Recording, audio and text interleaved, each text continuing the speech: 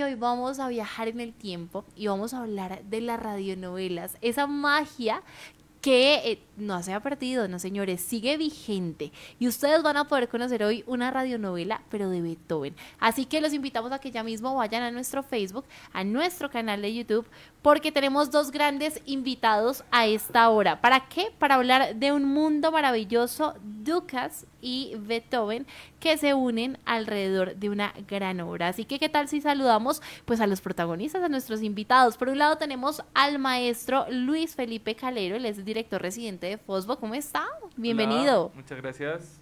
Y por el otro tenemos a Cabeto Pinzón, el gran actor también de esta radionovela. ¿Cómo están? Bienvenidos. Qué placer tenerlos acá. Buenas tardes, ¿cómo están? Un placer estar acá con ustedes. Bienvenidos. Muy, pero muy buenas tardes. Y bueno, yo sí quiero que empecemos hablando de esa nostalgia que nosotros guardamos mucho hacia las radionovelas. Yo creo que fue una época clave, ¿no? En su momento del entretenimiento, de ver a la gente sentada y ya va a empezar mi capítulo de hoy. Pero ahora evocarlo alrededor de Beethoven. ¿Por qué? Bueno, este ha sido un trabajo que hemos venido haciendo con el maestro Zbigniew, donde tratamos eso, de primero recordar un poco la nostalgia de lo que significó la radionovela en nuestro país, que fue muy importante hacia los años 40 y 50, y después tratar de, a través de esa radionovela, tratar de evocar un personaje importantísimo de la música de todos los tiempos, como es Ludwig van Beethoven, a través de unas cartas muy específicas que fueron escritas por él. Entonces tratamos de pasar del radioteatro, del personaje de esos años 50 sí. Y que uno se imagina que hablaban sí. así, a un personaje un poco más real, con la pasión que se trata o que él trataba de transmitir a través de esas cartas, y que obviamente a nivel musical pues es mucho más contundente. Sí, y precisamente Luis, quisiera preguntarle cómo ha sido ese reto, porque esto es un reto de hacer toda la parte musical de este evento. ¿Cómo ha sido como ese inicio que ustedes dicen, bueno, listo, ya vamos a empezar a hacer esto? ¿Cómo ha sido todo ese proceso para llegar acá? Bueno, es que el maestro Zbigniew, él es una persona muy curiosa. Él llega con ideas así maravillosas, como el nombre de este programa, Un Mundo Maravilloso, y nos dice, quiero hacer estas dos obras, empieza por ahí. Después dice, bueno, y vamos a hacerlas de esta manera, y entonces vamos a tener un actor, y entonces nosotros, ¿cómo así que un actor? ¿Cómo así que la sexta sinfonía ¿Qué está pasando? Beethoven ¿Qué está con pasando? un actor? El aprendiz de brujo, bueno, de pronto lo podríamos imaginar un poco. Nos devolvemos a Disney, tal vez. Es que a mí las radionovelas no me tocaron tanto, les digo, o sea, sí. Ahorita que él pone la voz, yo es como, wow, o sea, ¿qué está pasando? Tal vez un podcast. Okay. ¿Sí? Sí, claro. O sea, pero es un poco la radionovela del siglo XXI, pero claro, con el aprendiz del brujo nos devolvemos un poco a Disney, Mickey, con las escobas, los encantamientos, esas cosas como tan bonitas. Pero ahorita que el maestro me cuente, que el maestro Zbigniew también pues me va contando como, bueno, que las cartas de Beethoven, que la parte escénica, ha sido todo un proceso de poner, claro, de transformar la música a lo escénico. Y claro, pues el guión, todas estas cosas, en donde interviene, porque la sinfonía es una sinfonía muy, muy delicada, y creo que es su sinfonía como, me parece la más bonita también, como de todas, la más noble, porque es la sinfonía que define a Beethoven realmente como compositor, ¿saben? Porque sí, ya está en una época más madura, él ya sabe que se va a quedar sordo. O sea, él ya le dijeron, ya le dijeron, o sea, yo estuve en la casa de Beethoven, en dos de sus casas en Viena, y es muy difícil, o sea, a mí me conmovió mucho porque él de verdad buscaba las maneras de cómo escuchar más. Entonces, en ese es cómo escuchar más, tenía que un cuernito pues Sí, antiguo, que eran acá granditos, parecía en como el una trompeta, pero era para el oído. ahí para el oído, para escuchar más. El piano de él estaba especialmente construido para que todas las notas le llegaran a él. Y hay un artefacto muy interesante que es como que uno le hunde a una teclita y te dice más o menos cómo escuchaba Beethoven en cierta época. Entonces, para esta época ya Beethoven, él había perdido al menos un 40% de su escucha, y eso lo podemos notar en cómo él escribe, sobre todo para los registros graves, para los contrabajos, fagotes, toda esta parte de la orquesta, que la vuelve mucho más melódica, porque es lo que puede escuchar. O sea, uno va, cuando pierde el oído, uno va perdiendo los rangos superiores, pues, o sea, las melodías más agudas, Sí. y después, y lo último que se va perdiendo es como lo que va por allá. Entonces, yo hablo, Sí, pero hablo como claro. tenor, pero yo creería que yo soy barítono, ¿sabes? Eso es otro cuento. Pero el caso es que todo esto que les cuento es para que se animen pues al concierto de este 20, pues. Sí. a No, las y que 7. es una investigación muy grande lo que se hizo. Es una investigación muy Es grande, o cierto. sea, poner las cartas de Beethoven, porque son cartas que él le escribe a su familia, y además que Beethoven, pues, él era un intelectual, del siglo XIX, o sea, Beethoven no se bajaba de leer, no sé, Goethe, o sea, Sí.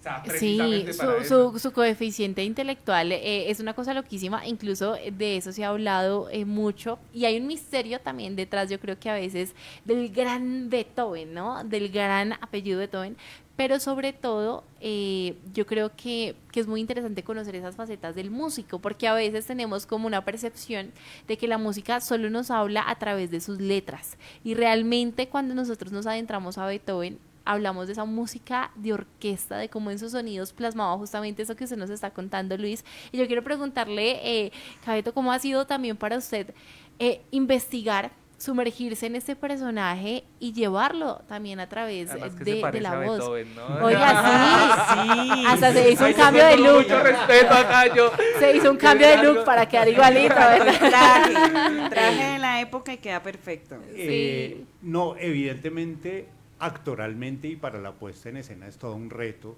por la magnitud y la dimensión del personaje, que además ha sido muy representado. Yo tengo el recuerdo más o menos reciente de hace unos 15 o 20 años de la interpretación de Gary Oldman de la película de Beethoven, Sí. donde hace un trabajo maravilloso.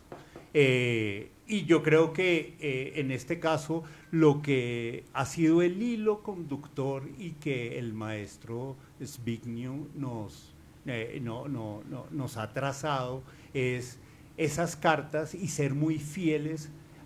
Tú decías algo de las letras, de cómo escribía la música Beethoven, pero también hay una cosa de la palabra escrita, de la fuerza de la palabra escrita y de cómo él pasa emociones, va transmitiendo emociones, esas emociones que de alguna manera están impresas ya en una música que forma parte de la cultura, pero en esa palabra escrita no es tan conocida y es parte del alma del autor, y eso es lo que hemos tratado de ir averiguando, y porque ahí se completa el programa del Mundo Maravilloso, porque ya lo mencionaba Luis, un hombre intelectual que leía Goethe y en algún momento en cierta pasión amorosa le dice a su enamorada si conoce el poema de Goethe de Aprendiz de Brujo, como Claro. resaltando el trabajo de Goethe, y que de alguna manera 100 años después más o menos toma Dukas para la composición. A mí me gustaría, Jabeto, justamente en esto que usted nos está contando, que hablemos también, por ejemplo, de ese reto de las técnicas que usted tiene que asumir a la hora de sumergirse en una radionovela. ¿Cómo ha sido también un poco esa voz? No sé si nos pudiera mostrar un poco como esa voz que ha tenido que adquirir, ¿no? Para Beethoven, para interpretarlo. Todavía estamos ensayando y vamos a ensayar más. Yo lo Lo que planteó un poco era la evocación, y la evocación a través de la radio. Y por eso iniciábamos con una cosa mucho más impostada de ese radioteatro de los años 50, y que poco a poco nos va transmitiendo es la humanidad del personaje.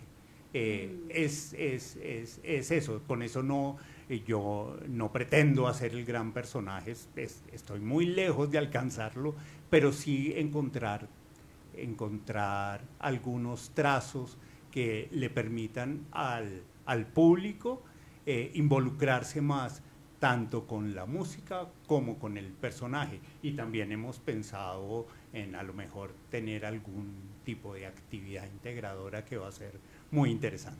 Yo estoy acá encantada y me estoy acá imaginando la vida de Beethoven, me lo imaginé ya allá en su piano, cómo le llegaban esas notas, cómo escribía esas cartas. Nos toca sentarnos y prender la radio. Sí, o sea, sí. es un mundo muy mágico el que usted nos está describiendo y me parece que es una estructura y es una forma muy bonita de narrar la vida de Beethoven, porque pues digamos que para las personas que no conocemos, pues Beethoven uno lo ve como un poco acartonado, como no, pues el señor, sí hizo cosas muy chéveres, pero La pues cara esa vida era como más Sí. seria, La que como tengo yo. las clases sociales No. eran Pero es que hay más una historia detrás finas. de eso, ¿sabes? Como que Beethoven, ahí lo pintaban pues como pues un malhumorado y Es pues cierto. Sí. es que el man Hasta las fotografías que no, hay, bueno, es las que, pinturas. o sea, ponele cuidado, el man, él veía a la gente y se cambiaba de lado de la calle.